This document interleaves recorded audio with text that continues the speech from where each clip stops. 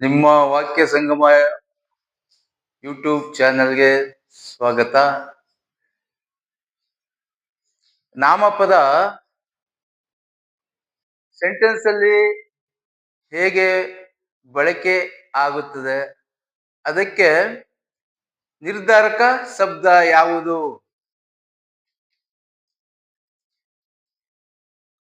Some is used normally in affirmation and affirmative sentence.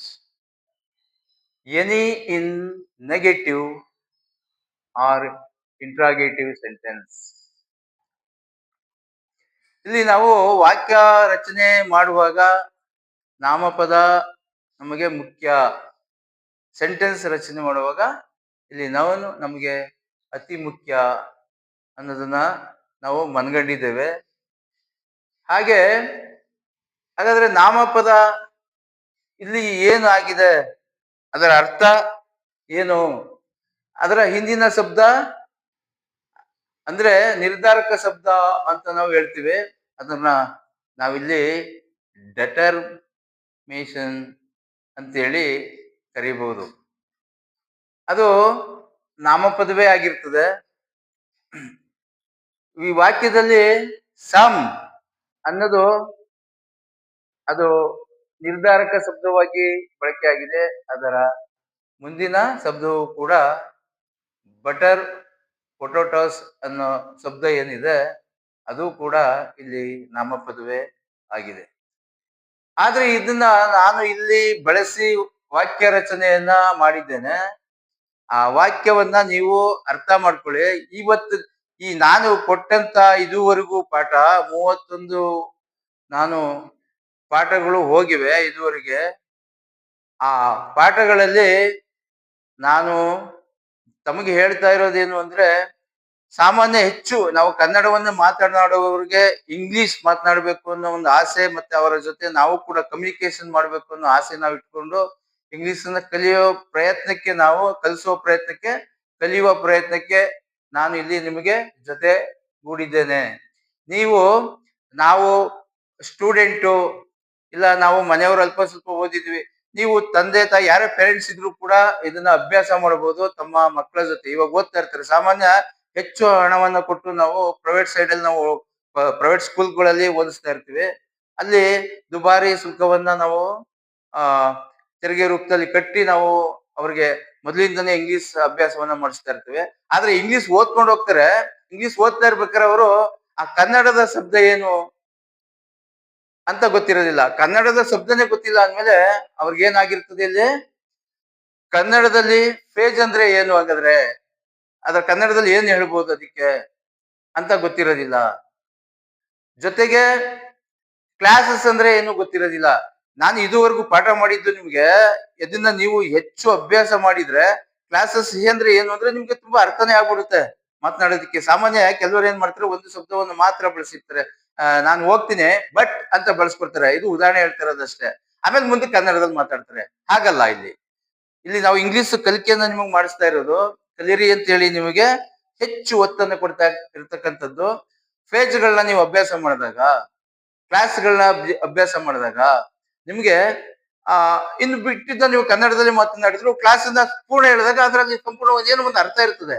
ಅವಾಗ ಕನ್ನಡ ಮತ್ತೆ ಆ ಕ್ಲಾಸಸ್ ಸೇರಿ ಸಂಪೂರ್ಣ ಅರ್ಥವನ್ನ ಕೊಡ್ತದೆ. ಹಾಗೆ ಸ್ವಲ್ಪ ನಾವು ಕಲಿತಾಗ ಪೂರ್ಣ ಇನ್ನು ಉಳಿದ ಕನ್ನಡವನ್ನ ನಾವು ಇಂಗ್ಲಿಷ್ಗೆ ನಾವು ಈಸಿಯಾಗಿ ತಗೋಬಹುದು ಮಾತನಾಡೋದಕ್ಕೆ ಅನ್ನೋ ಒಂದು ಅಭ್ಯಾಸ ಆಗ್ಲಿ ಅಂತ ಹೇಳೇ ಇದುವರೆಗೂ ನಾನು ಪಾಠವನ್ನ ಕೊಟ್ಕೊಂಡ್ ಬಂದೆ. ಪಾಠವನ್ನ ಕೊಡ್ಬೇಕಾದ್ರೆ, ಇಂಗ್ಲಿಷ್ ಪಾಠವನ್ನ ಕಲಿಸ್ಬೇಕಾದ್ರೆ ನಾವು ಮೊದಲು ಬರ್ತಕ್ಕಂಥದ್ದೇ ಪಾರ್ಟ್ ಆಫ್ ಸ್ಪೀಚ್ ಅಲ್ಲಿ ನಾನು 8 ಶಬ್ದಗಳನ್ನ ನಾನು ತಗೊಂಡಿದ್ದೀನಿ. ಅದರಲ್ಲಿ ನಾನು ಎಕ್ಲಮೇಷನ್ ಮಾತ್ರ ನಾನು ಮಾಡಿಲ್ಲ ಅಷ್ಟೇ. ಆಶ್ಚರ್ಯ ಸೂಚಕ ವಾಕ್ಯಗಳನ್ನ ನಾನು ಹೇಳಿಲ್ಲ. ಇದುವರೆಗೂ ಎಲ್ಲವನ್ನ ನಾನು ಮಾಡ್ಕೊಂಡ್ ಬಂದಿದ್ದೇನೆ. ಆದ್ರೆ ನೌನ್ ಅಂದ್ರೆ ಗೊತ್ತಿದೆ ನಿಮ್ಗೆ, ನಾಮಪದ ಅಂತೇಳಿ. ಅದನ್ನೇ ಇವತ್ತು ಮಾತನಾಡ್ತಾ ಇದ್ದೀನಿ. ಅದರ ಬದಲಾಗಿ ನಾವೇನ್ ಮಾಡ್ತೀವಿ, ಪ್ರಣವನ್ನ ಉಪಯೋಗಿಸ್ತೀವಿ. ನಾಮಪದದ ಬದಲಾಗಿ ಉಪಯೋಗಿಸುವ ಶಬ್ದವನ್ನೇ ನಾವು ಸರ್ವನಾಮ ಅಂತೇಳಿ ನಾವು ಕರೆಯುವುದು. ಇಲ್ಲಿ ನಾವು ಸರ್ವನಾಮವನ್ನು ಕೂಡ ಬಳಸಿದ್ವಿ. ಇಲ್ಲಿ ನೌನ್ ಅಂದ್ರೆ ನಾಮಪದವನ್ನು ಕೂಡ ಬಳಸಿದ್ವಿ. ಸರ್ವನಾಮ ಅಂದ್ರೆ ಪ್ರನೌನ್ ಅಂತ ಹೇಳಿ. ಅಂದ್ರೆ ಸರ್ವರಿಗೂ ಬಳಸ್ತಕ್ಕಂಥ ನಾಮಪದವನ್ನೇ ನಾವು ಪ್ರನೌನ್ ಅಥವಾ ಕನ್ನಡದಲ್ಲಿ ಸರ್ವನಾಮ ಅಂತ ಕರಿತೀವಿ. ಈಗ ನನ್ನ ಹೆಸರು ಏನೋ ಇದೆ, ಈಗ ಸ್ವಾಮಿ ನಾಯಕ್ ಅಂತ ಹೇಳಿ ನನ್ನ ಹೆಸರಿದೆ. ಹಂಗಾದ್ಮೇಲೆ ನಾನೇನ್ ಮಾಡ್ತೀನಿ, ಸ್ವಾಮಿ ನಾಯಕ್ ಅನ್ನೋ ಬದಲು ಐ ಅಂತ ಹೇಳ್ಬೋದು. ಇನ್ನೊಬ್ರು ನನ್ನನ್ನ ಸೃಷ್ಟಿ ಹೇಳುವಾಗ ಯು ಅಂತ ಹೇಳ್ಬೋದು. ಇದನ್ನೇ ನಾವು ಸರ್ವನಾಮ ಅಂತೇಳಿ ನಾವು ಕರಿತೀವಿ. ಆ ಸರ್ವನಾಮಗಳನ್ನ ನಾವು ನಾವು ವಾಕ್ಯ ಮಾಡುವಾಗ ಸಬ್ಜೆಕ್ಟ್ ಮತ್ತೆ ಅಬ್ಜೆಕ್ಟ್. ಅಬ್ಜೆಕ್ಟ್ ಅಲ್ಲಿ ಡೈರೆಕ್ಟ್ ಅಬ್ಜೆಕ್ಟ್ ಒಂದು ಇರ್ತದೆ, ಇಂಡೈರೆಕ್ಟ್ ಅಬ್ಜೆಕ್ಟ್ ಇರ್ತದೆ. ಅಲ್ಲಿ ನಾನು ಪಾರ್ಟ್ ಆಫ್ ಸ್ಪೀಚ್ ಅಲ್ಲಿ ಹೇಳುವಾಗ 8 ಶಬ್ದಗಳು ಕೂಡ ಬಂದ್ರು ಕೂಡ ಅಲ್ಲಿ ಬರ್ತಕ್ಕಂಥದ್ದು ನಾವು ವಾಕ್ಯವನ್ನು ರಚನೆ ಮಾಡುವಾಗ ಅನುಸರಿಸುವ ನಿಯಮಗಳು ಇವಾಗಿರ್ತವೆ. ಇವತ್ತು ನಾಮಪದ ಅದರ ಬಳಕೆ ವಾಕ್ಯಗಳಲ್ಲಿ ಹೇಗೆ ಎಂಬ ಒಂದು ಅಂಶವನ್ನ ನಾನು ಇಲ್ಲಿ ತಗೊಂಡು ನಿಮಗೆ ಇದನ್ನ ಬೋಧನೆಯನ್ನ ಮಾಡ್ತಾ ಇದ್ದೇನೆ. ವಾಕ್ಯಗಳನ್ನ ವಿ ನೀಡ್ ಸಮ್ ಬಟರ್ ಪೊಟೊಟೋಸ್. ನಾನು ಇಷ್ಟಲ್ಲಿ ಏನಕ್ಕೆ ಮಾಡಿದೆ ಅಂದ್ರೆ, ನಾನು ಇದನ್ನ ಹೆಚ್ಚು ಕಡಿಮೆ ಈ ಪಾಠ ಇದುವರೆಗೂ ನಾನು ಕೊಟ್ಟಿರ್ತಕ್ಕಂಥದ್ದು 31 ಲೆಸನ್ ನಾನು ಕೊಟ್ಟಿದ್ದೀನಿ. ಆ ಲೆಸನ್ಸ್ ಅಲ್ಲಿ ಅದನ್ನ ನಾನು ಒಂದು ವರ್ಷ 2 ವರ್ಷ ಹೇಳ್ಕೊಂಡು ಹೋಗ್ಬೋದು. ಒಂದು ಪದಗಳನ್ನ ಬಿಡಿಸ್ತಾ ಬಿಡಿಸ್ತಾ ಹೋದ್ರೆ ನಾನು ನೋಡಿದ್ದೀನಿ ಯೂಟ್ಯೂಬ್ ನಲ್ಲಿ, ಸುಮಾರು ಯೂಟ್ಯೂಬ್ ನಲ್ಲಿ ಇಂಗ್ಲಿಷ್ ನ ಕಲಿಸ್ತಾ ಇರೋದು. ಹೀಗೆ ಕಲಿಬೇಕಾ ಅವ್ರು ಹೇಳ್ತಾ ಇರ್ತಾರೆ. ಇರ್ಲಿ, ನಾವು ಅವ್ರನ್ನ ಅಲ್ಗಳೆಯಲ್ಲ. ಅವರು ಮಾಡುವ ರೀತಿ ಅವ್ರದ್ದಾಗಿರ್ತದೆ, ನಾನ್ ಪಾಠ ಮಾಡುವ ರೀತಿ ನನ್ನದೇ ಆಗಿರ್ತದೆ. ಅದು ನಾನು ನಾನು ಮುಂದುವರಿದು ಹೆಚ್ಚಿನ ಅಭ್ಯಾಸ ನಿಮ್ಗಾಗ್ಲಿ, ಬೇಗ ಕಲೀಲಿ. ಈಗ ಇಂಗ್ಲಿಷ್ ಕಲಿಯೋದಕ್ಕೆ ತವಕ ಇರ್ತದೆ ಮನುಷ್ಯನಿಗೆ. ಆ ತವಕ ಈಡೇರ್ಲಿ ಅನ್ನೋ ಉದ್ದೇಶ ಇಟ್ಕೊಂಡೆ ನಾನು ಈ ಹೆಚ್ಚು ಹೆಚ್ಚು ವಿಷಯಗಳನ್ನ ನಾನು ನಿಮಗೆ ಬೇಗ ನಿಮ್ಮ ತಲೆಯಲ್ಲಿ ಹೋಗ್ಲಿ, ಅದು ನಿಮ್ಮ ಗಮನಕ್ಕೆ ಬರಲಿ, ಆ ಶಬ್ದಗಳನ್ನ ಅಭ್ಯಾಸ ನೀವು ಮಾಡಿರ್ಲಿ ಅನ್ನೋ ಮೊದಲ ಉದ್ದೇಶ ಅದಾಗಿದ್ದೇ ನಾನು ಇಷ್ಟು ವಾಕ್ಯಗಳನ್ನ ಬಳಸ್ಕೊಂಡ್ಬಂದಿರೋದು. ನೀವು ಎಡೆ ಬಿಡದೆ ನಿಮಗೆ ಸಿಕ್ಕಂತ ಅವಕಾಶಗಳು ಏನಿರ್ತದೆ, ನಾನು ಹೇಳ್ತಿರೋದು ಅಕಾರ್ಡಿಂಗ್ ಟು ಯುವರ್ ಎಬಿಲಿಟಿ, ನಿಮ್ಮ ಶಕ್ತಿ ಸಾಮರ್ಥ್ಯ ಇರುವಷ್ಟಕ್ಕೆ ನೀವು ಪಾಠನ ಕಲಿಬಹುದು, ಈ ವಾಕ್ಯಗಳನ್ನ ಅಭ್ಯಾಸ ಮಾಡಬಹುದು. ಮತ್ತೆ ನೀವೊಂದು ಡಿಕ್ಷನರಿ ಇಟ್ಕೊಳ್ಳಿ, ಯಾವ್ದಾದ್ರು ಸ್ಟ್ಯಾಂಡರ್ಡ್ ಡಿಕ್ಷನರಿ ಇರ್ಬೋದು, ಸಾಮಾನ್ಯ ಅದ್ರಲ್ಲಿ ಕನ್ನಡ ಇಂಗ್ಲಿಷ್ ಇದ್ದೇ ಇರುತ್ತೆ, ಚೆನ್ನಾಗಿ ಅರ್ಥ ಆಗ್ಬೋದು. ಅರ್ಥ ಆಗುತ್ತೆ ಅಂತ ಆಗ್ಬೋದೇನಿಲ್ಲ, ಖಂಡಿತ ಅರ್ಥ ಆಗುತ್ತೆ. ನೀವು ಕಲಿತಾ ಹೋಗಿ. We need some butter potatoes. I still have some money. ಇಲ್ಲಿ ವಾಕ್ಯ ನಾವು ನೋಡಿದಾಗ ಇಲ್ಲಿ ನಾವು ಕಾಮ ಕೊಟ್ಕೊಂಡಿದ್ದೀನಿ, ಮತ್ತೆ ಇಲ್ಲೊಂದು ವಾಕ್ಯ ಆಗಿದೆ. ಇದು ಒಂದೇ ವಾಕ್ಯ. ಇಲ್ಲಿ ವಿ ಅಂದ್ರೆ ಸರ್ವನಾಮ, ನಾವು ಒಬ್ಬರಿಗಿಂತ ಹೆಚ್ಚಿದಾಗ ನಾವು ಅಂತ ಹೇಳ್ತೀವಿ. ಇದು ಪ್ಲೂರಲ್ ಇದೆ, ಸಿಂಗ್ಯುಲರ್ ನಾನು ಅಂತ ಹೇಳ್ಬೋದು ಅಷ್ಟೇ ಅಂತ ಹೇಳಿ ಬಳಸ್ಬೋದಾಗಿತ್ತು ನಾನು. We need some butter potatoes. ಈಗ ಬಟರ್ ಅಂದ್ರೆ ಬೆಣ್ಣೆ ಹಣ್ಣು ನಿಮಗೆ ಗೊತ್ತಿದೆ. ಪೊಟೊಟೋಸ್ ಅಂದ್ರೆ ನೆಲದ ಅಡಿಯಲ್ಲಿ ಬೆಳಿತಕ್ಕಂಥದ್ದು. ಈಗ ಉದಾಹರಣೆಗೆ ಆಲೂಗೆಡ್ಡೆ ಉದಾಹರಣೆಗೆ ತಗೋಬಹುದು. ಅದೇ ರೀತಿ ಬೀಟ್ರೇಟ್ ತಗೋಬಹುದು. ಹೀಗೆ ಅಂತ ಅದಕ್ಕೆ ಇಲ್ಲಿ ಹೇಳಿ I need some butter potatoes, ನನಗೆ ಅಗತ್ಯ ಇದೆ, ಬೇಕು ಅನ್ನೋ ಅರ್ಥದಲ್ಲಿದೆ. I still have some money. ಈಗ ಮನಿ ಅನ್ನೋದು ನಾನು ಹೇಳಿದೆ ನಾಮಪದದ ಹಿಂದೆ ಇರ್ತಕ್ಕಂಥ ಶಬ್ದ, ಅದು ನಿರ್ಧಾರಕ ಶಬ್ದ ಆಗಿದೆ. ಸಮ್ಮನ್ನ ಏನಕ್ಕಾಗಿ ಬಳಸ್ತೀವಿ ಅನ್ನೋ ಒಂದು ಇವತ್ತಿನ ಮುಖ್ಯ ಅಂಶ ಈ ಪಾಠದಲ್ಲಿ ಬಂದಿರ್ತಕ್ಕಂಥದ್ದು, ನಾನು ತಗೊಂಡಿರ್ತಕ್ಕಂಥದ್ದು. ಐ ಸ್ಟಿಲ್ ಹ್ಯಾವ್ ಅಂದ್ರೆ ಹೊಂದಿರ್ತಕ್ಕಂಥದ್ದು. I still have some money. ನನ್ನಲ್ಲಿ ಹಣ ಇನ್ನೂ ಸ್ವಲ್ಪ ಇದೆ, ನನಗೆ ಈ ಪೊಟೊಟೋಸ್ ಅಗತ್ಯ ಇದೆ, ಕೊಂಡ್ಕೋಬೇಕು ಅನ್ನೋ ಅರ್ಥದಲ್ಲಿ ಈ ವಾಕ್ಯ ಇದೆ. ಅದಕ್ಕೆ ಕೊಂಡ್ಕೊಳ್ಳೋದು ಅನ್ನೋದಾದ್ರೆ ಬಳಸ್ಬೋದಾಗಿತ್ತು, ಅದರಲ್ಲಿ ನೀಡ್ ಅಂತ ನಾನು ಇಲ್ಲಿ ಕ್ರಿಯಾ ಶಬ್ದವನ್ನ ತಗೊಂಡಿದ್ವಿ ಈ ವಾಕ್ಯದಲ್ಲಿ. ತಗೋಬಹುದು ಅಂದ್ರೆ ಕೊಂಡ್ಕೋತೀನಿ ಅನ್ನೋ ಅರ್ಥ ಬರ್ತದೆ. ಇಲ್ಲಿ ನಮ್ಮ ಬೇಡಿಕೆ ಇದೆ, ಬೇಕು ಎಂಬ ಅರ್ಥವನ್ನ ಇದು ಕೊಡ್ತಾ ಇದೆ. ಎರಡನೇ ವಾಕ್ಯ ನೀವು ಅರ್ಥ ಮಾಡ್ಕೊಳ್ಳಿ. ಐ ವಿಲ್ ಅಂದ್ರೆ ನಿಮ್ಗೆ ಹೇಳಿದ್ದೀನಿ ಆವಾಗಲೇ, ಅದು ಫ್ಯೂಚರ್ ಟೆನ್ಸ್ ಅಲ್ಲಿ ನಾನು ಅದನ್ನ ತಗೋತಾ ಇದ್ದೀನಿ ಅಂತ ಹೇಳಿ. I will buy some mangoes. ಇದು ಬಳಸಿದ್ದೀನಿ ನೋಡಿ. ನಾನು ಕ್ರಯಿಸ್ಬೇಕು ಇಲ್ಲ ಕೊಂಡ್ಕೋಬೇಕು ಅನ್ನೋ ಅರ್ಥ. ಕ್ರಯ ಮಾಡ್ಬೇಕು ಇಲ್ಲ ತಗೋಬೇಕು, ಹಣ ಕೊಟ್ಟು ತಗೊಳ್ಳೋದಕ್ಕೆ ಬೈ ಅನ್ನೋ ಶಬ್ದವನ್ನ ನಾವು ಒಂದು ಹಣವನ್ನ ಕೊಟ್ಟು ಒಂದು ವಸ್ತುವನ್ನ ತಗೊಳ್ಳೋದಕ್ಕೆ, ವಿನಿಮಯ ಮಾಡೋದಕ್ಕೆ ಬೈ ಅನ್ನೋ ಶಬ್ದವನ್ನ ನಾವು ಬಳಸ್ತೀವಿ. I will buy some mangoes. ನಾನು ಸಮ್ ಅನ್ನೋದೇನು ಹಂಗಾದ್ರೆ ಸ್ವಲ್ಪ, ತುಸು, ನಮ್ಗೆ ನಿಖರವಾಗಿ ಹೇಳಲ್ಲ, ಅದು ಇಷ್ಟೇ ಅಂತ ನಿರ್ದಿಷ್ಟ ಶಬ್ದ ಆಗಿರಕ್ಕಿಲ್ಲ. ಇದನ್ನ ಡೆಟರ್ಮಿನೇಷನ್, ಇದು ಈ ಡೆಟರ್ಮಿನೇಷನ್ ನಾನು ತಗೊಂಡಿದ್ದೀನಿ. ಇಲ್ಲಿ ಸಮ್ ಅಂದ್ರೆ ಸ್ವಲ್ಪ, ತುಸು ನನಗೆ ಮ್ಯಾಂಗೋಸ್ ಬೇಕು. ಇಲ್ಲಿ 1 kg ಇರ್ಬೋದು, 2 kg ಇರ್ಬೋದು, ನಾನು ಕೊಂಡ್ಕೊಳ್ತೇನೆ ಎಂಬ ಅರ್ಥದಲ್ಲಿ ಎರಡನೇ ವಾಕ್ಯ ಇದೆ. ಮೂರನೇ ವಾಕ್ಯವನ್ನ ನೀವು ಅರ್ಥ ಮಾಡ್ಕೊಳ್ಳಿ. There is some cake in the kitchen, if you would ಅಂತ ಅರ್ಥ ಇದು. If you would like it ಅನ್ನೋ ಅರ್ಥದಲ್ಲಿ ಇದೆ. ನಾವು ಅಂದ್ರೆ ನೀವು ಇಷ್ಟಪಡೋದಾದ್ರೆ, ಈಗ ನೀವು ಅನ್ನೋ ಪದ ಇಲ್ಲಿ ಬಳಸಿದ್ದೀವಿ, ಅಲ್ಲಿ ನಾವು ಅಂತ ಬಳಸ್ಕೋಬಹುದಾಗಿತ್ತಲ್ವಾ. ಈಗ ಇನ್ನು ಬೇರೆಯವ್ರಿಗೆ ನಾವು ಎರಡನೇ ಪರ್ಸನ್ ನಾನು ಹೇಳ್ತಾ ಇದ್ದೀನಿ, ಸೆಕೆಂಡ್ ಪರ್ಸನ್ ಅಂತ ಹೇಳ್ತೀವಿ ಇವನ್ನ. ಇಫ್ ಯು ವುಡ್ ಲೈಕ್, ನಿನಗೆ ಬಯಸುವುದಾದ್ರೆ, ನಿಮ್ಗೆ ಇಷ್ಟ ಇರೋದಾದ್ರೆ, ಎಲ್ಲಿದೆ ದೇರ್ ಅಂದ್ರೆ ಅಲ್ಲಿ, ಎಲ್ಲಿ ಕಿಚನ್ ಅದನ್ನೇ ಇಲ್ಲಿ ಅದು ಪೂರಕ ಶಬ್ದವಾಗಿ ದೇರ್ ಶಬ್ದ ನಾನು ತಗೊಂಡಿದ್ದೀನಿ.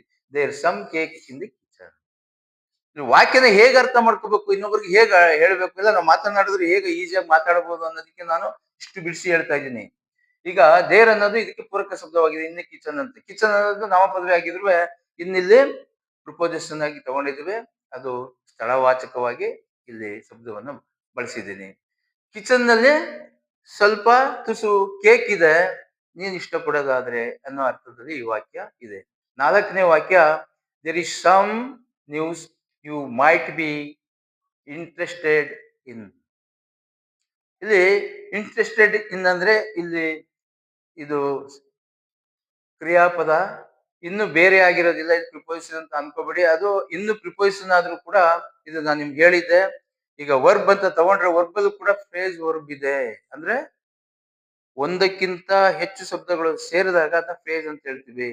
ಫ್ರೇಸ್ ವರ್ಬ್ ಇದೆ, ಅಡ್ವರ್ಬ್ ಅಲ್ಲಿ ಫ್ರೇಸ್ ಅಡ್ವರ್ಬ್ ಇದೆ, ಅಡ್ಜೆಕ್ಟಿವ್ ಕೂಡ ಫ್ರೇಸ್ ಅಡ್ವರ್ಬ್ ಇದೆ. ನೋಡಿ, ಇಷ್ಟೆಲ್ಲ ನಾನು ಹೇಳ್ತಾನೆ ಇರ್ತೀನಿ ಪಾಠದಲ್ಲಿ. ಇದನ್ನ ಅಭ್ಯಾಸ ಮಾಡೋದು ನಿಮ್ಮ ಕರ್ತವ್ಯ ಆಗಿರ್ತದೆ. ಆವಾಗ ಇಂಗ್ಲಿಷ್ ನಲ್ಲಿ ನೀವು ಯಾವಾಗ್ಲೂ ಈಸಿಯಾಗಿ ಮಾತನಾಡುವ ಒಂದು ಮೆಥಡ್ ಅನ್ನ ನಿಮ್ಮದಾಗಿಸ್ಕೊಳ್ತೀರಿ ಅನ್ನೋ ಒಂದು ಕಾರಣದಿಂದ ಈ ಪಾಠವನ್ನ ನಿಮ್ಗೆ ಹೇಳ್ತಾ ಇದ್ದೀನಿ. ಈ ಸಮ್ ಅಂದ್ರೆ ಹಲವು, ಅಂದ್ರೆ ತುಸು ಅಷ್ಟೇ, ಸ್ವಲ್ಪ ಅನ್ನೋ ಅರ್ಥದಲ್ಲಿ ಇದೆ. ಈಗ ಅದೇ here's some news you might be interested in. ನೀವು ಇಷ್ಟಪಡುವಂತ, ನಿಮಗೆ ಇಷ್ಟ ಆಗುವ ಒಂದು ವಸ್ತು ಅಂದ್ರೆ ಇಲ್ಲಿ ನ್ಯೂಸ್ ಇಲ್ಲಿ ಇದೆ ಅನ್ನೋ ಅರ್ಥ. ಮೈಟ್, ಮೇ ಇಲ್ಲಿ ಮೈಟ್ ಆಗಿದೆ ಅಷ್ಟೇ, MAY ಮೇ, ಮೈಟ್ ಅನ್ನೋ ಅರ್ಥ ಇಲ್ಲಿದೆ. ಈಗ ಇಸ್ ದೇರ್ ಎನಿ, ಈಗ ಎನಿ ಶಬ್ದವನ್ನ ನಾನು ತಗೊಂಡಿದ್ದೀನಿ. ಎನಿಯನ್ನ ಎಲ್ಲಿ ಬಳಸ್ತೀವಿ ನಾವು ಹಾಗಾದ್ರೆ? ಇಲ್ಲಿ ನೀವು ಓದ್ಬೋದು, ಅಫರ್ಮೇಶನ್ ಇಲ್ಲ ಅಫರ್ಮೇಟಿವ್ ಅಂತ ಹೇಳ್ತೀವಿ. ಸೆಂಟೆನ್ಸ್ ಅಲ್ಲಿ ನಾವು ಸಮ್ಮನ್ನ ಬಳಸಬಹುದು ಅನ್ನೋದು ಇಲ್ಲೇ ನಾನು ಬರೆದಿದ್ದೀನಿ. ಮೇಲಿನ ವಾಕ್ಯಗಳನ್ನ ಗಮನಿಸಿದ್ರೆ ನಿಮ್ಗೆ ಅರ್ಥ ಆಗ್ತದೆ. ಆದ್ರೆ ಎನಿನ ಎಲ್ಲಿ ಬಳಸ್ತೀವಿ ಹಾಗಾದ್ರೆ? ನೆಗೆಟಿವ್ ಅಂದ್ರೆ ನಕಾರಾತ್ಮಕ ವಾಕ್ಯಗಳಲ್ಲಿ ಬಳಸ್ತೀವಿ, ಇಲ್ಲ ಎಂಬ ಅರ್ಥದಲ್ಲಿ. ಜೊತೆಗೆ ಅದು ಅಲ್ಲದೆ ಸಹ ಏನ್ ಮಾಡ್ತೀವಿ, ಇಂಟ್ರಾಗೇಟಿವ್ ಅಂದ್ರೆ ಪ್ರಶ್ನಾರ್ಥಕ ವಾಕ್ಯಗಳಲ್ಲಿ, ಆ ಸೆಂಟೆನ್ಸ್ ಗಳಲ್ಲಿ ಕೂಡ ನಾವು ಎನಿಯನ್ನ ಬಳಸ್ಬೋದು. ಸಮ್ಮನ್ನ ಆ ರೀತಿ ಬಳಸಕ್ಕಾಗಲ್ಲ. ಇಲ್ಲಿ ನೆಗೆಟಿವ್ ಆಗ್ಲಿ ಇಂಟ್ರಾಗೇಟಿವ್ ಆಗ್ಲಿ ಸಮ್ಮನ್ನ ಬಳಸಲ್ಲ. Is there any of that lemon cake left? ಇಲ್ಲಿ ಅರ್ಥ ಮಾಡ್ಕೊಳ್ಳಿ, ಇಲ್ಲಿ ಪ್ರಶ್ನಾರ್ಥಕ ವಾಕ್ಯಲ್ಲಿ ಪ್ರಶ್ನಾರ್ಥಕ ಚಿಹ್ನೆ ಹಾಕ್ಬೇಕಾಗಿತ್ತು, ಅಲ್ಲಿ ಮಿಸ್ ಆಗಿದೆ. ಇರ್ಲಿ. Is there any of that lemon cake left? ಯಾರೋ ಒಬ್ರು ವ್ಯಕ್ತಿ, ಈಗ ನಮಗೆ ಒಬ್ರು ಪ್ರಶ್ನೆ ಮಾಡಿದಾಗ ಯಾರಾಗಿರ್ತಾರೆ, ಅವರು ಥರ್ಡ್ ಪರ್ಸನ್ ಆಗಿರ್ತಾರೆ, ನಾನು ಫಸ್ಟ್ ಪರ್ಸನ್ ಆಗಿರ್ತೀನಿ. ನಾನು ಇನ್ನೊಬ್ರು ಪ್ರಶ್ನೆ ಮಾಡ್ತಾ ಇದ್ದೀನಿ, ನಾನೇ ಫಸ್ಟ್ ಪರ್ಸನ್, ಅವನು ನಮ್ಗೆ ಥರ್ಡ್ ಪರ್ಸನ್ ಆಗಿರ್ತಾನೆ. ಈಗ ಥರ್ಡ್ ಪರ್ಸನ್ ನಮಗ್ ಕ್ವಶನ್ ಮಾಡ್ತಾ ಇರೋದು ಅಷ್ಟೇ. Is there any of that lemon cake left? ಏನಾದ್ರೂ ಇಲ್ಲಿ ಎನಿ ಅಂದ್ರೆ ಏನಾದರೂ ಅನ್ನೋ ಅರ್ಥ. ಏನಾದ್ರು ಅಂದ್ರೆ ಯಾವುದು? ಇಲ್ಲಿ ಲೆಮನ್ ಕೇಕ್, ಏನಾದ್ರೂ ಸ್ವಲ್ಪ ಲೆಮನ್ ಕೇಕ್ ಬಿಟ್ಟಿದೆಯಾ, ಎಲ್ಲಿ ಇದೆಯಾ, ಉಳಿದಿದೆಯಾ ಅನ್ನೋ ಅರ್ಥದಲ್ಲಿ ಈ ವಾಕ್ಯ ಅರ್ಥ ಆಯ್ತದೆ. There was hardly any food left. ನೋಡಿ, ಮುಂದುವರಿತಾ ಇದೆ, by the time we got there. ಈಗ ನೀವು ಇದನ್ನ ಫ್ರೇಜ್ ರೀತಿಯಲ್ಲಿ ಅರ್ಥ ಮಾಡ್ಕೋಬೇಕು. ನಾನು ಫ್ರೇಜ್ ಅಂತ ಯಾಕೆ ಹೇಳ್ತಿದ್ದೆ ಅಂದ್ರೆ, ನಾನು ಕನ್ನಡದಲ್ಲಿ ಹೇಳ್ಬೇಕಾದ್ರೆ ಅದನ್ನ ಫ್ರೇಜ್ ಮಾಡ್ಕೊಂಡ್ಬಿಟ್ಟಿರ್ತೀನಿ. ನಿಮಗೆ ಅದನ್ನ ಇಂಗ್ಲಿಷ್ ಅಲ್ಲಿ ಇರ್ತಕ್ಕಂಥದ್ನ ನಿಮಗೆ ಅರ್ಥ ಬರುವಂತೆ, ನಿಮ್ಗೆ ಅರ್ಥ ಆಗುವಂತೆ ಹೇಳ್ತಾ ಇದ್ದೀನಿ ಅಂದ್ರೆ, ನಾನು ಕನ್ನಡಕ್ಕೆ ಆಗ್ಲೇ ಫ್ರೇಜ್ ಮಾಡ್ಕೊಂಡ್ಬಿಟ್ಟಿರ್ತೀನಿ. ನಿಮ್ಗೆ ಕನ್ನಡದಲ್ಲಿ ಹೇಳುವಾಗ ತಕ್ಷಣ ಫಾಸ್ಟ್ ಅಲ್ಲಿ ಹೋಗಿರ್ತದೆ ನನ್ನ ಮೈಂಡ್ ಅಷ್ಟು. There was hardly any food left by the time we got there. ಈಗ ಯಾವುದೋ ಒಂದು ಸ್ಥಳದಲ್ಲಿ ಫುಡ್ ಇರ್ಬೇಕು, ಯಾವುದೋ ಒಂದು ನಾವು ತಿನ್ನುವಂತ ಪದಾರ್ಥ. ಅದೇನಾದ್ರೂ ಈಗ ಹೇಳ್ತೀವಿ ನಾವು, by the time we got there, ನಾವು ಅಲ್ಲಿಗೆ ಹೋಗುವ ವೇಳೆಗೆ ಯಾವುದೇ ಅಲ್ಲಿ ಕಷ್ಟ ಇದೆ, ಅಲ್ಲಿ ಉಳಿದಿರಕ್ಕಿಲ್ಲ ನಾವು ತಿನ್ನುವಂತ ಪದಾರ್ಥ. ಅನ್ನೋ ಅರ್ಥವನ್ನ ಕೊಡ್ತಾ ಇದೆ. ದೇವರನ್ನ ಅದನ್ನೇ ಹೇಳಿದೆ, ನಾವು ಯಾವ ಸ್ಥಳವನ್ನ ಸೂಚಿಸುವ ಪೂರಕ ಶಬ್ದವಾಗಿ ನಾವು ದೇವರನ್ನ ಬಳಸ್ತೀವಿ ಅಲ್ಲಿ ಅನ್ನೋದಕ್ಕೆ. ಎಲ್ಲಿ? ನಾವೆಲ್ಲ ಹೋಗ್ತಾ ಇದೀವಿ ಅಲ್ಲಿ ತಲುಪಬೇಕು, ಅಲ್ಲೇ ಇಲ್ಲಿ. By the time we got there, ನಾವು ಹೋಗ್ತೀವಿ ಅಲ್ಲಿಗೆ, ಹೋಗೋ ವೇಳೆಗೆ ಅಲ್ಲಿ ಏನು ಇರೋದಿಲ್ಲ ಅನ್ನೋದನ್ನ ಒಂದು ಅನುಮಾನವನ್ನ ನಾವು ಇಲ್ಲಿ ಹೇಳ್ತಾ ಇದೀವಿ. ಇಲ್ಲಿ ಮತ್ತೆ ಮೂರನೇ ವಾಕ್ಯ ಎನಿ ಅನ್ನೋ ಒಂದು ಶಬ್ದ ತಗೊಂಡಿರುವಾಗ, do you have any question? ಪ್ರಶ್ನೆ ಮಾಡ್ತಾ ಇದೀವಿ. ಏನಾದ್ರೂ ನಿಮ್ಗೆ ಕೇಳ್ತಕ್ಕಂತ ಇದೆಯಾ? ಪ್ರಶ್ನೆ ಮಾಡ್ತಕ್ಕಂಥದ್ದು ಏನಾದ್ರೂ ಅಂಶ ಇದೆಯಾ ಎಂಬ ಅರ್ಥವನ್ನ ಇದು ಕೊಡ್ತಾ ಇದೆ. ನಾಲ್ಕನೇ ವಾಕ್ಯ, I don't like any of his books. ಒಬ್ಬನ ವ್ಯಕ್ತಿಯಲ್ಲಿ ಈಗ ಇಸ್ ಅಂದ್ರೆ ಥರ್ಡ್ ಪರ್ಸನ್, ಅವನು ಈ ಇಸ್ ಅಂದಾಗ ಅಲ್ಲಿ ಪೊಸೆಸಿವ್ ಕೇಸ್ ಅಲ್ಲಿ ಇದೆ. ಅವನ ಪುಸ್ತಕಗಳು ಏನಾದ್ರೂ ಅಲ್ಲಿ ನಾನು ಇಷ್ಟಪಡೋದಿಲ್ಲ ಯಾವುದನ್ನು ಅನ್ನೋ ಅರ್ಥವನ್ನ ಕೊಡ್ತಾ ಇದೆ. I will not by any mangoes, ನಾನು ಯಾವುದೇ ಮಾವಿನ ಹಣ್ಣನ್ನ ಕೊಂಡ್ಕೊಳ್ಳಲ್ಲ ಅನ್ನೋ ಅರ್ಥ ಇದೆ. ಆದ್ರೆ ನೀವು ಇಲ್ಲಿ ಇದ್ದಾಗ ನಾವು ಫ್ಯೂಚರ್ ಟೆನ್ಸ್ ಅಲ್ಲಿ ಇದೆ ಅಂತ ನಾವು ಅರ್ಥ ಮಾಡ್ಕೋಬಹುದು. ಟೆನ್ಸಸ್ ಹೇಳಿದೆ, ನಿಮ್ಗೆ ಹೇಳಿದೀನಿ ತುಂಬಾ. ಈಗ ಇಲ್ಲೊಂದು ಪ್ರಶ್ನೆ ಮಾಡ್ತಾ ಇದ್ವಿ, ಹ್ಯಾವ್ ಯು ಬಾಟ್. ಈಗ ಬೈ ಅನ್ನೋದೇ ಇಲ್ಲಿ ಬೈ ಬಾಟ್. ಇಲ್ಲಿ ಪಾಸ್ಟ್ ಟೆನ್ಸ್ ಅಲ್ಲಿ ಬಾಟ್ ಆಗಿದೆ, ಹಾಗೆ ಪಾಸ್ಟ್ ಪಾರ್ಟಿಸಿಪಲ್ ಕೂಡ ಬಾಟ್ ಆಗುತ್ತೆ. ಇಲ್ಲಿ ಪಾಸ್ಟ್ ಟೆನ್ಸ್ ಅಲ್ಲೂ ಇದೆಯಾ ಇಲ್ಲ ಪಾಸ್ಟ್ ಪಾರ್ಟಿಸಿಪಲ್ ಇದೆಯಾ ಅಂತ ನೀವು ಅರ್ಥ ಮಾಡ್ಕೊಂಡ್ಬಿಡ್ಬೋದು. ಹ್ಯಾವ್ ಬಂದಿದೆ ಅಂದ್ಮೇಲೆ ಇದು ಪಾಸ್ಟ್ ಪಾರ್ಟಿಸಿಪಲ್ ಆಗಿದೆ ಅಂತ ನಮ್ಗೆ ಅರ್ಥ ಆಗ್ಬಿಡುತ್ತದೆ. ಅಂದ್ರೆ ಹಿಂದೆನೆ ಮುಗಿದೋಗಿದೆ ಅಂತ ಹೇಳಿ. Have you bought any mangoes, ಏನಾದ್ರೂ ಸ್ವಲ್ಪ ಮಾವಿನ ಹಣ್ಣುಗಳನ್ನ ನೀನು ಕೊಂಡ್ಕೊಂಡಿದ್ದ ಅನ್ನೋ ಪ್ರಶ್ನೆ ಅಷ್ಟೇ. ಈಗ ಇಷ್ಟು ಪಾಠವನ್ನು ನೀವು ಚೆನ್ನಾಗಿ ಅರ್ಥ ಮಾಡ್ಕೊಂಡಿದ್ದೀರಿ ಅಂತ ನಾನು ಅನ್ಕೋತೀನಿ. ಹಿಂದಿನ ಪಾಠಗಳು ಅಷ್ಟೇ, ಅಲ್ಲಿ ನಾನು ಹೇಳುವಾಗ ಇರ್ಬೋದು ತಪ್ಪುಗಳಿದ್ರೆ ನಮ್ಮನ್ನ ಕ್ಷಮೆ ಇರ್ಲಿ, ನಿಮ್ಮಿಂದ ನಮ್ಗೆ ಕ್ಷಮಿಸಿ. ಅದ್ರ ತಪ್ಪು ಮಾಡಿರಲ್ಲ ಅಂತ ನಾನು ಅನ್ಕೊಂಡಿರ್ತೀನಿ ಹೇಳುವಾಗ. ಅಲ್ಲಿ ಹೇಳುವ ಸ್ಪೀಡ್ ಬರದಲ್ಲಿ ತೊಡಕಾಗಿರ್ಬೋದು, ಹೇಳುವ ರೀತಿನಲ್ಲಿ ಅಷ್ಟೇ, ಅಲ್ಲಿ ತಪ್ಪಿರೋಕೆ ಸಾಧ್ಯನೇ ಇಲ್ಲ. ಹಾಗಾಗಿ ನೀವು ಕಲಿತಾ ಹೋಗಿ. ತುಂಬಾ ವಿಚಾರ ಇದೆ, ಹೇಳ್ಬೇಕು ಅನ್ನೋ ಆಸೆ ಇದೆ. ನೀವ್ ಎಷ್ಟು ಕಲಿತಾ ಇದ್ದೀರಾ ಅಂತ, ಎಷ್ಟು ಕಲ್ತಿದ್ದೀರಾ ಅನ್ನೋದು ನನಗೆ ಇದರಲ್ಲಿ ಗೊತ್ತಾಗಲ್ಲ. ನೀವು ವ್ಯೂಸ್ ಕೊಡೋದು ಮತ್ತೆ ನಮ್ಗೆ ಸಬ್ಸ್ಕ್ರೈಬ್ ಆಗೋದು ಮುಖ್ಯ ಆಗಿರ್ತದೆ. ಅದಾದಾಗ ನನ್ನ ಪಾಠ ಹೋಗ್ತಾ ಇದೆ, ಕಲಿತಾ ಇದ್ದಾರೆ ಅಂತ ನಮ್ಗೆ ಅರ್ಥ ಆಗ್ತದೆ. ನೀವು ಯಾರೇ ಇರ್ಲಿ, ಇವಾಗ ಪ್ರೈಮರಿ ಮಕ್ಳು ಇರ್ಬೋದು, ಅವರು ಕಲಿಬಹುದು.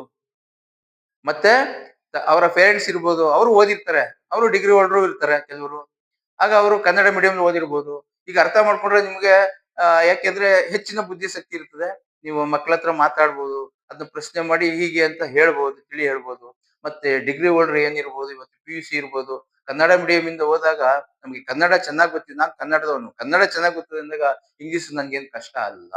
ಕನ್ನಡದವನು ಎಷ್ಟು ಭಾಷೆ ಬೇಕಾದ್ರೂ ಕಲಿಬಹುದು, ಆ ಸಾಮರ್ಥ್ಯ ನಮಗಿದೆ. ಇಂದಿನ ಪಾಠವನ್ನ ಮುಗಿಸುವ ಮೊದಲು ನಿಮಗೆ ಧನ್ಯವಾದಗಳನ್ನ ಹೇಳ್ತಾ ಇದ್ದೀನಿ. ನಾಳಿನ ಪಾಠಕ್ಕೆ ರೆಡಿ ಇರಿ, ನಾನು ಕೂಡ ರೆಡಿಯಾಗಿರುತ್ತೇನೆ.